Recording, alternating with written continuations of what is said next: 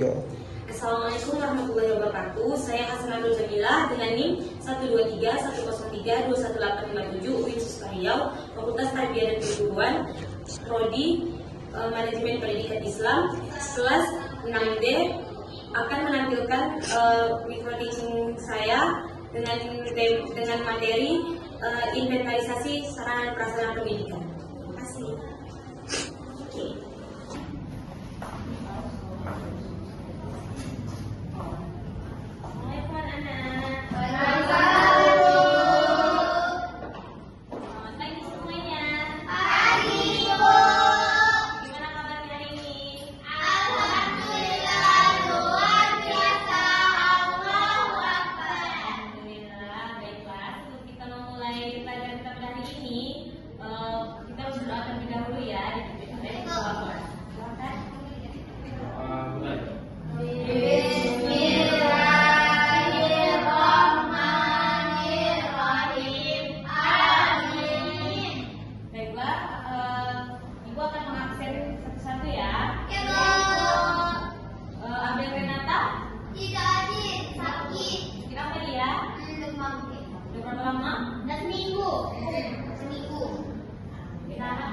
Aliada Jamel, Andi Susiani, Dara, hadir Bu, Azira, hadir Bu, Fahrul, Yanti, hadir Bu, Indah, sakit Bu, sakit apa? Demam Bu. Jaga kesehatan ya anak-anak. Oke Bu. Nuri, Hoir, menambil dulu ya. Baiklah. Anak-anak, sebelum masuk materi hari ini, apakah kalian masih mengingat materi minggu kemarin? Ingat Bu. Ingat Bu. Silakan Alia. Itu adalah segala alat dan perlengkapan yang digunakan secara berbentuk dalam proses pembelajaran dan tahu pelajaran pendidikan adalah fasilitas dasar yang mendukung pembelajaran secara tidak langsung. Bagus, benar. Ada lagi yang menambahkan? Tidak Bu. Silakan Sila. Nah, jenis sarana dan prasarana Bu. Jenis sarana itu buku, komputer, meja, kursi, dan LCD proyektor. Sedangkan prasarana itu ruang kelas, perpustakaan, dan lapangan olahraga Bu. Ya benar. Kita beri aplaus untuk Alia dan anak-anak. Sebelum masuk ke materi hari ini,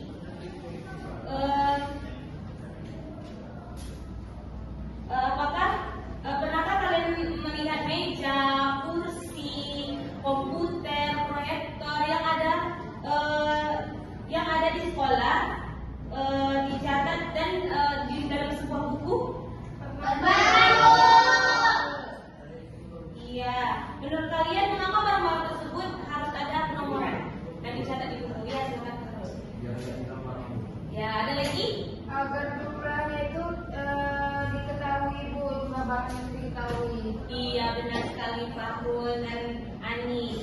Jadi pelajaran kita pada hari ini adalah inventarisasi sarana prasarana pendidikan.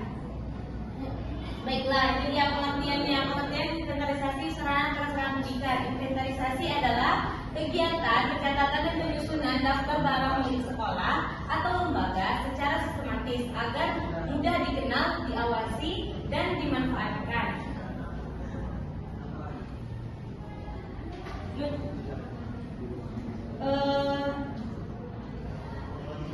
Menurut kalian itu ada sebuah studi kasus di suatu sekolah memiliki 20 unit komputer di laboratoriumnya. Tapi setelah dilihat ada 18 rumah di dalam laboratorium tersebut. Dan tidak ada pencatatan yang jelas mengenai keberadaan dua komputer lainnya itu. Menurut kalian apa yang akan terjadi jika sekolah tidak memiliki data inventarisasi yang baik? Saya Bu. Ya, silakan Sarah. Menteri mengetahui barang yang hilang dan juga sekolah itu tidak tahu jumlah barang yang dimilikinya. Benar sekali. Oleh karena itu, inventarisasi sangat dibutuhkan ya anak-anak ya. Dalam pelajaran ini.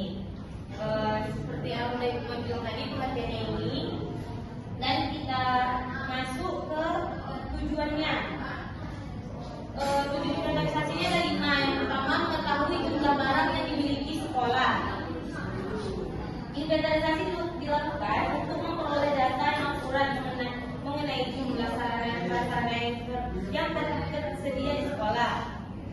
Dengan adanya data yang lengkap, pihak sekolah dapat mengetahui aset yang dimiliki sehingga memudahkan dalam pengelolaan dan pengambilan keputusan di setiap pengambilan keputusan terkait kebutuhan fasilitas pendidikannya. Yang kedua ada memudahkan pengawasan aset sekolah. Melalui inventarisasi, setiap yang dimiliki sekolah tercatat secara sistematis dan memiliki identitas yang jelas. Hal ini memudahkan pihak sekolah dalam melakukan pengawasan terhadap penggunaan, pemeliharaan, serta keberadaan barang sehingga dapat mengurangi risiko kehilangannya atau penyalahgunaan aset tersebut ya. Terus yang ketiga, mengetahui kondisi barang. Melalui inventarisasi, setiap barang yang dimiliki sekolah serta tercatat serta secara sistematis dan memiliki identitas yang jelas. Hal ini mendukung pihak sekolah dalam melakukan pengawasan terhadap penggunaan, pemeliharaan, serta keberadaan barang sehingga dapat memengaruhi risiko penyalahgunaan aset juga. Terus yang keempat yaitu mencegah kehilangan atau kerusakan barang. Pencegahan yang teratur dan sistematis membantu sekolah dalam mengontrol keberadaan setiap aset yang dimiliki. Dengan demikian, kemungkinan terjadinya kehilangan, kerusakan akibat kelalaian atau penggunaan yang tidak sesuai dapat diminimalkan karena setiap barang dapat dicatat dan diawasi dengan lebih baik. Yang terakhir yaitu menjadi dasar perencanaan kebutuhan sarana prasarana. Sekolah dapat menentukan jenis dan jumlah barang yang perlu ditambah, diperbaiki atau diganti sehingga pengadaan sarana prasarana dapat dilakukan secara tepat sesuai dengan yang telah dicatat. Baiklah, misalnya ada 30 kursi dan 5-nya rusak. Dengan inventarisasi, sekolah dapat merencanakan perbaikan atau pengadaan kursi baru. Gitu. Selanjutnya yaitu prosedur inventarisasi. Ada 5 juga. Yang pertama pendataan barang, yaitu mengumpulkan informasi mengenai nama barang, jumlah, kondisi, dan lokasi barangnya. Yang kedua ada pemberian kode barang, misalnya komputer beri kode DNV strip 001. Yang ketiga yaitu pencatatan, yaitu memasukkan data ke buku inventarisasi atau sistem komputer. Yang keempat pelaporan, yaitu penyesuaian laporan inventarisasi kepada kepala sekolah. Dan yang terakhir pengawasan, yaitu memeriksa kondisi barang secara berkala.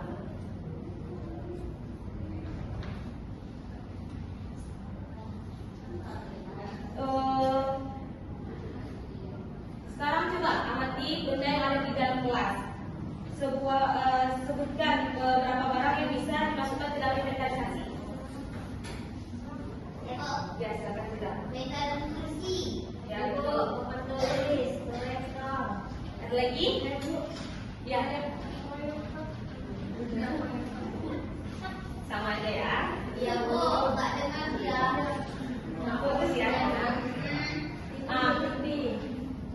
Iya betul.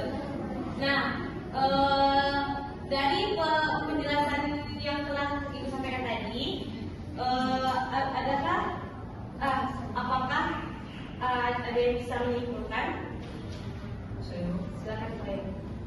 Hari ini terbaca bahwa inventarisasi adalah kegiatan mencatat dan mendata barang milik sekolah secara sistematis. Ya betul. Ada lagi yang ingin menambahkan? Silakan Pak Nur.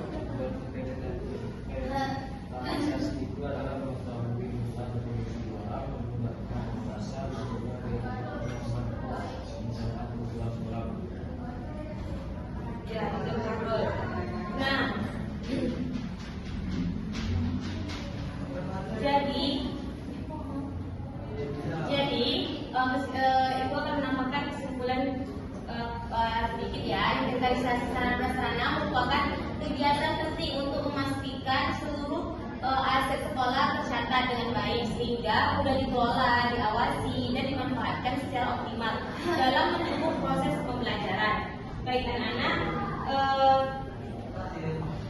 itulah materi kita pada hari ini, dan untuk materi minggu depan adalah